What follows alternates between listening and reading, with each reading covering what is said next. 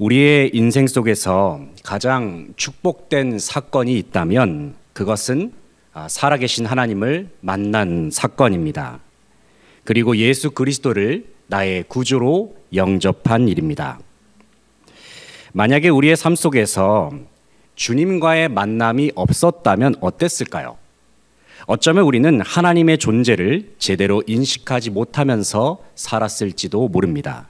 그리고 우리는 주님을 알지 못한 채로 주님과 상관없는 그러한 삶을 살았을지도 모릅니다. 사람이 주님을 만나게 되면 그 존재는 놀라운 변화를 경험하게 됩니다. 마음이 바뀝니다. 생각이 바뀝니다. 또 영혼이 변화됩니다. 그리고 앞으로 살아갈 인생 속에서 영원한 천국을 바라보고 소망하고 또 천국을 누리는 삶으로 완전히 변화됩니다. 무엇보다도 우리가 주님을 인격적으로 만나게 되면 그때부터 우리는 영원하신 하나님과 교제를 할 수가 있습니다. 주님과의 교제가 깊어지면 그때부터 우리는 하나님이 어떤 분이신지 더 깊이 알아가게 됩니다. 하나님이 어떤 성품을 가지셨는지, 주님께서 가지신 능력은 어느 정도인지, 그리고 우리 하나님은 얼마나 크고 높고 위대하신 분인지 우리는 알고 경험하게 됩니다. 그러나 분명한 사실은 제 아무리 우리가 하나님에 관한 많은 지식을 쌓아간다 하더라도 우리는 하나님에 대해서 다 알 수도 없고 다 이해할 수도 없습니다. 왜냐하면 사람은 유한하지만 하나님은 무한하신 분이시기 때문입니다. 언젠가 저는 하나님의 무한하심에 관하여 깊이 묵상했던 때가 있었습니다. 고등학교를 졸업하고 신학교를 갓 입학했을 때의 일입니다. 당시 저는 제가 공부하고 있는 신학이라는 학문으로 한번 하나님을 다 파악해보고 이해해보려고 정말 패기 넘치게 도전을 했던 것 같습니다. 그런데 신학을 공부하면 공부할수록 제 마음에는 오히려 하나님에 대한 부정적인 마음이 커져갔습니다. 왜냐하면 하나님을 공부하면 공부할수록 너무나도 이해가 안 되는 부분이 많았습니다. 그뿐만 아니라 하나님께서 창조하신 이 세상만 보더라도 도저히 납득이 되지 않는 일들이 투성이었습니다. 마음이 점점 괴로워지더라고요. 신학을 공부할수록.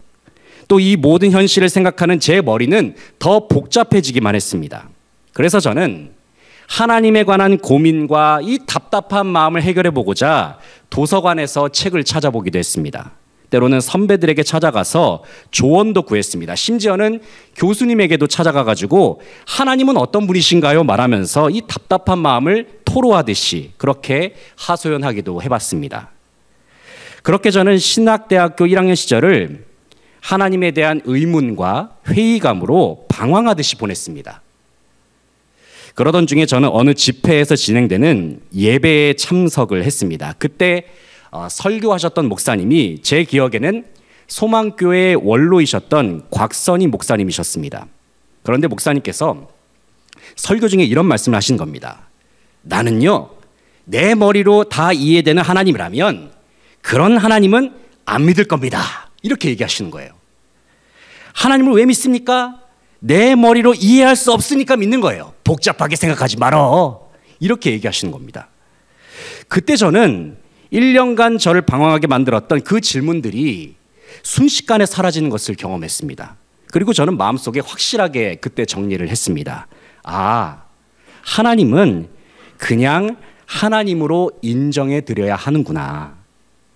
하나님의 일들은 내가 머리로 이해하고 믿는 것이 아니라 믿어야 이해하고 납득할 수 있구나.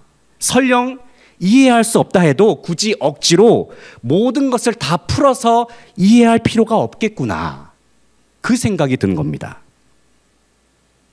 하나님을 하나님으로 인정하는 것, 주님의 높고 위대하심을 찬양하는 것, 그리고 주님의 전능하심과 무한하심을 신뢰하는 것, 저는 이 모든 일들을 한마디로 종합한다면 하나님을 경외하는 것이라고 표현하고 싶습니다. 오늘 본문 13절에서 시편 기자는 이렇게 말씀합니다. 여호와께서는 자기를 경외하는 자를 긍휼히 여기신다 말씀합니다. 여기서 경외라는 단어는 쉽게 말하면 존경하는 마음에서 갖는 두려움이라는 뜻이 있습니다. 존경하는 마음으로 갖는 두려움. 만약에 사람이 하나님의 성품, 주님의 속성을 있는 그대로 받아들일 수만 있다면 당연히 그 마음에서는 두려움을 느낄 수밖에 없습니다. 하다못해 사람은 세상의 작은 일들로 인해서도 두려움을 느끼지 않습니까? 그런데 하나님께서는 온 세상, 온 우주 만물을 친히 창조하셨을 만큼 가장 높고도 위대하신 분이십니다. 그렇기 때문에 이 세상 그 어떤 것들도 당연히 하나님보다 더 두려운 존재가 있을 수가 없습니다. 특별히 우리는 주어진 삶 속에서 진정 두려워할 만한 것들을 두려워하면서 살아야 합니다. 물론 성경에서는 주님께서 이런 말씀을 하셨죠. 두려워하지 말라. 두려워하지 말라라고 말씀하신 부분이 성경에는 무려 366번이 나온다고 합니다. 하지만 동시에 성경은 우리가 두려워해야 할 대상만큼은 마땅히 두려워하면서 살아야 한다 말씀하고 있습니다. 그 대상이 누구십니까? 하나님이십니다. 그러나 우리가 하나님을 두려워할 때에는 단순히 불안과 공포감을 느끼면서 두려워할 필요가 없습니다. 성경에서 말하는 하나님을 두려워하는 마음 속에는 존경의 마음이 담겨 있습니다.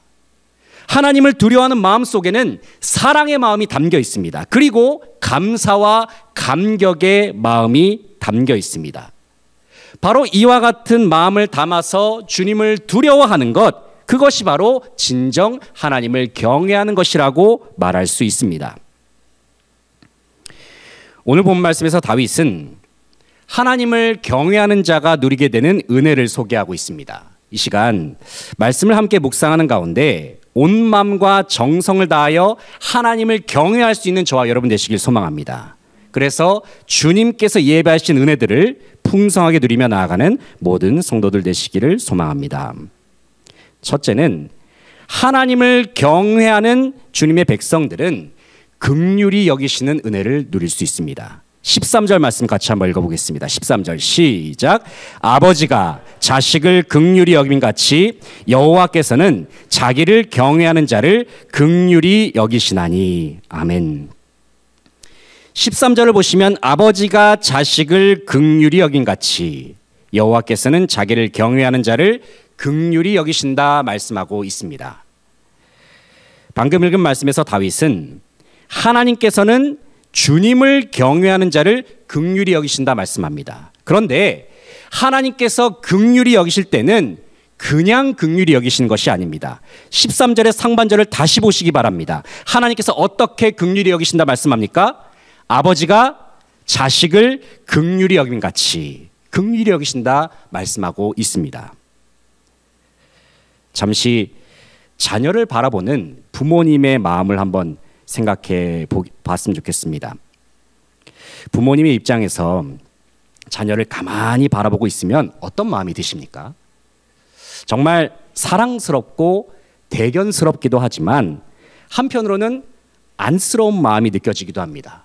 저도 지금 제 아들이 12살이고 제 딸이 10살인데 가만히 바라보면 뭔가 딱해요.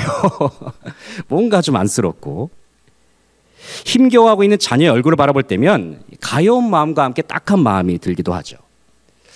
자녀가 아파서 울고 있으면 어떻습니까? 부모님의 마음이 이런 마음이 많이 드시지 않습니까? 차라리 내가 대신 아팠으면 좋겠는데 그런 마음이 들면서 아파하는 자녀보다 부모님이 더 크게 아파하는 경우가 있습니다. 그런데 하나님을 경외하는 백성들을 향한 주님의 마음이 이와 같다는 것입니다. 자기 백성이 아파하면 주님이 더 아파하십니다. 자기 백성이 부르짖으면서 괴로워하면 주님이 더 괴로워하십니다. 한마디로 말해서 주님은 자기 백성의 모든 상황을 다 알고 계시고 모든 고통과 아픔, 슬픔을 다 이해하시고 헤아려 주십니다. 그 이유가 무엇입니까? 왜냐하면 실제로 하나님은 우리의 아버지가 되시고 우리는 주님께서 택정하신 자녀가 되기 때문입니다. 특별히 우리의 아버지가 되시는 하나님은 주님의 자녀인 우리가 얼마나 부족하고 연약한 존재인가를 이미 다 알고 계십니다. 본문 14절부터 16절까지의 말씀을 한번 읽어보겠습니다. 14절부터 16절 시작. 이는 그가 우리의 체질을 아시며 우리가 단지 먼지일 뿐임을 기억하심이로다. 인생은 그날이 풀과 같으며 그 영화가 들의 꽃과 같도다. 그것은 바람이 지나가면 없어지나니 그 있던 자리도 다시 알지 못하거니와. 아멘. 14절을 보면 주님은 사람의 존재 자체가 먼지같이 사라져버릴 덧없는 존재라는 사실을 이미 다 알고 계셨습니다. 수도 없이 넘어질 수밖에 없고 실수할 수밖에 없는 연약한 존재라는 사실을 주님은 이미 다 알고 계십니다. 그러므로 우리는 굳이 인생을 살아가면서 주님 앞에서 완벽해지려고 노력할 필요가 없습니다. 어떤 면에서는 내 힘으로, 내가 가진 노력으로 주님의 말씀을 다 지키고 나의 열심으로 주님의 말씀에 순종하려고 애를 쓸 필요도 없습니다. 그 이유가 무엇입니까? 주님께서 이미 다 알고 계시는 대로 저와 여러분은 부족하고 연약한 존재에 불과하기 때문입니다. 그런데 참 감사한 사실은 이처럼 부족하고도 연약한 우리를 주님께서 긍휼히 여기신다는 사실입니다. 이 사실을 기억할 때에 우리가 해야 할 일 한 가지가 있습니다. 그것은 날마다 우리를 불쌍히 여기시고 긍휼히 여기시는 하나님께 감사하면서 주님을 경외하면서 살아가는 것입니다. 그리고 주님께서 주시는 힘과 능력에 힘입어서 다시 일어나서 주어진 사명의 길, 순종의 길을 걸어가는 것입니다.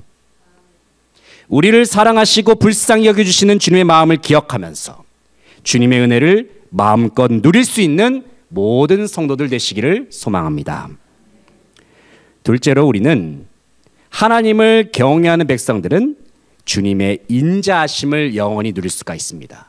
하나님을 경외할 때에 주님의 인자하심, 헤세드를 누릴 수가 있습니다. 17절 18절 말씀 같이 읽어보겠습니다. 17절부터 18절 시작. 여호와의 인자하심은 자기를 경외하는 자에게 영원부터 영원까지 이르며 그의 의는 자손의 자손에게 이르리니 곧 그의 언약을 지키고 그의 법도를 기억하여 행하는 자에게로다. 아멘. 17절 말씀을 보시면 여호와의 인자하심은 자기를 경외하는 자에게 영원부터 영원까지 이르며 그의 의는 자손의 자손에게 이르리니 말씀하고 있습니다. 17절에 기록된 여호와의 인자하심, 인자하심이란 성품은 시편에 참 많이 언급되는 주님의 성품입니다. 성경 원어에서는 하나님의 인자하심을 가리켜서 헤세드라고 표현합니다. 헤세드. 많이 들어보신 단어이겠습니다. 하나님의 헤세드를 한마디로 말씀드리면 언약을 맺으신 자기 백성에 대한 변치 않는 사랑이란 뜻이 있습니다. 다시 말해서 하나님의 헤세드는 하나님께서 택하신 백성들, 주님께서 자녀로 삼으신 자들에게만 주어지는 특별한 사랑과 은혜라는 말입니다. 하나님의 헤세드는 이 세상에 존재하는 그 어떤 사랑과 은혜와는 철저하게 구별이 됩니다. 이 세상에 존재하는 사랑을 생각해 보면 그것들은 조건적일 때가 많습니다. 마음에 들고 조건에 맞으면 사랑합니다. 하지만 내 마음에 들지 않고 내가 원하는 조건에 맞지 않으면 사랑하지 않기도 합니다. 이 세상에 존재하는 사랑 중에서 가장 하나님의 사랑과 닮은 사랑이 있다면 저는 부모님의 사랑이라고 생각합니다. 부모님이 자녀들을 사랑하는 그 사랑은 아마도 무조건적인 사랑에 가깝지 않을까 생각해 봅니다. 하지만 때로는 자녀를 향한 부모님의 사랑도 조건적일 때가 있습니다. 자녀가 말을 잘 듣고 순종을 잘하면 그렇게 예쁘고 사랑스럽습니다. 반면에 자녀가 말을 참 지질이 더 말을 안 듣고 습관적으로 반항을 일삼는다면 그때는 참 마음에서 야속한 마음이 들기도 합니다. 여러 상담가들 중에 오은영 박사님 같은 분들은 이렇게 말을 하죠. 여러분, 자녀를 있는 그대로 사랑해줘야 합니다. 이렇게 이야기를 합니다. 자녀를 무조건적으로 사랑해야 합니다. 그러나 실제로 자녀를 대하다 보면 이론과 현실이 다를 때가 많음을 생각보다 자주 경험하곤 하죠. 그런데 우리 아버지 하나님의 사랑은 조건이 없는 사랑이라고 했습니다. 우리를 향한 하나님의 사랑은 완전한 사랑이라고 말씀합니다. 분명 하나님은 거룩하신 분이시죠. 하나님은 죄를 미워하십니다. 그런데 거룩하시며 죄를 미워하시는 하나님께서는 죄악이 가득한 이 세상 범죄한 사람들을 사랑하셨습니다. 그 이유가 무엇입니까? 사랑받을 만한 자격이 있어서입니까? 사랑받을 만한 조건을 다 갖췄기 때문입니까? 왜 주님이 우리를 사랑하셨을까요? 주님이 우리를 사랑하셨던 그 이유는 주님의 사랑이 완전하기 때문이고 우리를 향한 주님의 사랑이 무조건적이기 때문에 저와 여러분을 이처럼 사랑하시는 줄로 믿습니다. 그리고 하나님께서는 바로 이와 같은 무조건적인 사랑을 예수님의 십자가 사건을 통해서 확실히 보여주시고 증거하여 주셨습니다. 이 자리에 함께한 저와 여러분은 바로 이와 같은 주님의 사랑에 힘입어서 하나님을 아버지라고 부르고 주님을 예배할 수 있는 줄로 믿습니다. 그리고 하나님은 주님의 무조건적인 사랑을 누리면서 주님을 경외하는 자들에게 헤세드의 은혜, 영원히 변치 않는 인자하심을 베푸시겠다 약속하셨습니다. 이 시간 주님을 경외하면서 예배하는 가운데 나를 사랑하시는 주님의 완전한 헤세드를 풍성하게 누리는 모든 성도들 되시기를 소망합니다. 마지막으로 하나님을 경외하는 자들은 주님을 송축하는 은혜를 누릴 수 있습니다. 19절부터 22절까지의 말씀 같이 한번 읽어보겠습니다. 19절부터 22절까지 시작. 여호와께서 그의 보좌를 하늘에 세우시고 그의 왕권으로 만유를 다스리시는도다. 능력이 있어 여호와의 말씀을 행하며 그의 말씀의 소리를 듣는 여호와의 천사들이여 여호와를 송축하라. 그에게 수종들며 그의 뜻을 행하는 모든 천군이여 여호와를 송축하라. 여호와의 지으심을 받고 그가 다스리시는 모든 곳에 있는 너희여 여호와를 송축하라. 내 영혼아 여호와를 송축하라. 아멘. 방금 읽은 말씀에서 시편 기자는 세상의 모든 피조물들은 다 하나님을 송축할 것을 선포합니다. 여기서 송축이란 단어는 주님께서 베푸시는 은혜에 대한 감사와 찬양의 고백입니다. 그리고 하나님의 하나님 되심을 인정하면서 주님을 찬양하는 것이 바로 송축의 의미입니다. 한마디로 말해서 이유 있는 감사, 목적이 있는 찬양이라고 말할 수 있습니다. 그런데 주님을 송축하는 일은 단순히 이 세상 사람들만 해야 하는 것이 아닙니다. 본문에서 다윗은 주님의 보좌가 있는 하늘의 천군 천사들도 다 하나님을 찬양해야 한다 말씀하고 있습니다. 그렇다면 왜 다윗은 하늘의 천사들까지 하나님을 찬양해야 한다고 굳이 본문에서 언급을 했을까요? 첫 번째 이유를 생각해 보면 먼저 다윗에게는 완전하신 하나님을 송축할 때에는 최고의 찬양을 드려야 하고 최고의 예배로 영광 돌리고자 하는 마음이 있었음을 생각해 봅니다. 어떻게든 가장 좋은 것으로 주님을 찬양하고 싶은데 생각하면 생각할수록 부족해 보이기만 한 겁니다. 아마도 다윗은 이런 생각을 했을지도 모르겠습니다. 주님의 높고 위대하심을 찬양하는 것은 이 세상 사람들의 찬양 소리만으로는 부족할 것이다. 아니, 하늘의 천군 천사들의 소리까지 다 동원해도 우리는 주님의 위대하심을 다 찬양할 수가 없을 거야.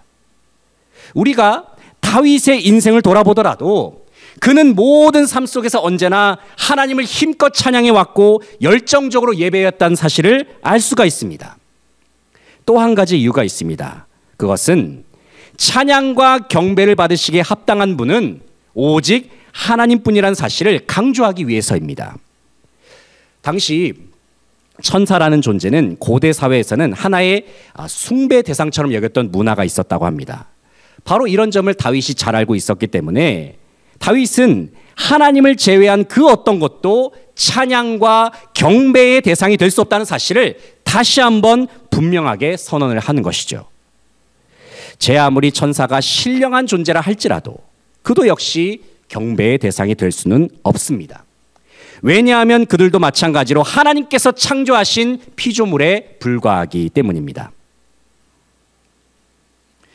생각해보면 오늘날 이 시대에도, 그리고 우리의 일상생활 속에서도 하나님이 아닌 다른 것들이 경배를 받고 영광받는 위치에 있는 경우가 얼마나 많은지를 생각해 봅니다. 세상에 많은 사람들은 마땅히 주님이 계셔야 할 그 자리에 여러 우상들을 아무렇지 않게 두는 경우가 있습니다. 여기서 말씀드리는 우상은 단순히 다른 신들, 어떤 형상을 하고 있는 조각상 같은 것을 의미하지는 않습니다.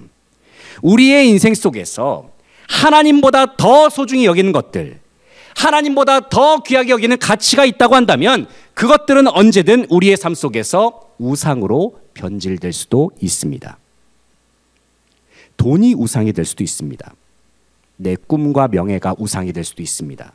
심지어는 내가 사랑하는 가족, 내가 사랑하는 자녀들까지도 언제든지 우상이 될 수도 있습니다. 중요한 것은 우선순위입니다. 누구를 가장 사랑하고 있는가? 누구를 가장 소중히 여기는가? 그리고 우리의 마음의 중심에는 누가 자리 잡고 계시는가? 간절히 바라옵기는 우리의 마음에 가장 존귀한 그 자리에 하나님을 모실 수 있는 저와 여러분 되시기를 소망합니다. 특별히 주님을 예배하는 가운데 이렇게 고백했으면 좋겠습니다. 우리의 찬양과 경배를 받으실 분은 오직 하나님 한 분뿐이십니다. 무엇보다도 하나님을 경외하는 마음으로 주님을 송축하는 저와 여러분이 되어서 주님께서 예비하신 은혜와 복을 풍성하게 누릴 수 있는 모든 성도들 되시기를 소망합니다. 말씀을 정리하겠습니다. 사랑하는 성도 여러분, 우리는 오늘도 이 자리에 함께 모여서 위대하신 하나님을 예배하고 있습니다.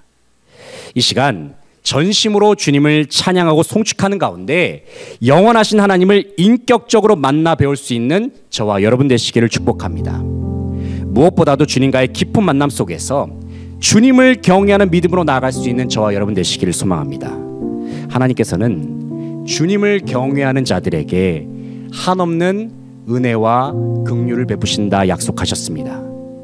주님을 경외하는 우리에게 변치 않는 헷세대의 사랑, 완전한 사랑, 변함없는 사랑을 우리에게 허락하신다 약속하셨습니다. 그리고 하나님께서는 주님을 경외하는 우리에게 주님을 송축하고 예배하는 기쁨을 날로 날로 더하시겠다 약속하셨습니다.